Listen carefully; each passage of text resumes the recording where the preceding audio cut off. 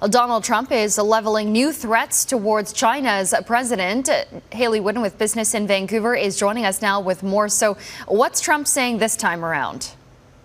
President Trump is saying that if Chinese President Xi Jinping doesn't meet with him at the upcoming G20 summit, he would move to level additional tariffs and more extensive tariffs on Chinese goods. Now, there's no indication that the president won't be meeting at this summit, which takes place at the end of June. However, if some sort of a fallout occurs, if the meeting doesn't go forward, Trump has confirmed that they would be looking to impose immediate 25% tariffs on $300 billion worth of Chinese goods. We've heard that threat before. There's some conflicting reports too. One thing that we have heard is that there could be tariffs of 25% on $600 billion worth of goods. Now, what we've heard from China is that they're going to stick this out to the end. They've been very clear they're not going to be pushed around by the U.S. or bullied by the U.S., and they do view it that way. But of course, this is moot if the meeting does take place. So that's something we'll be watching for. Interesting. All right. And some new numbers out from Stats Canada this morning on housing and who owns housing in BC.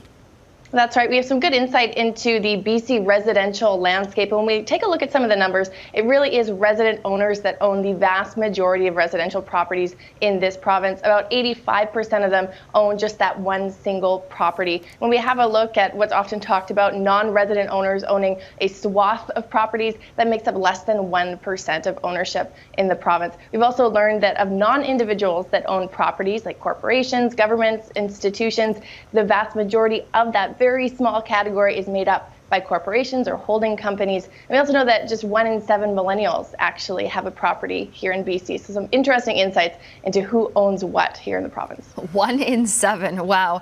All right. Hayley Woodin with Business in Vancouver on this Tuesday. Thanks, Hayley. Thanks, Sonia.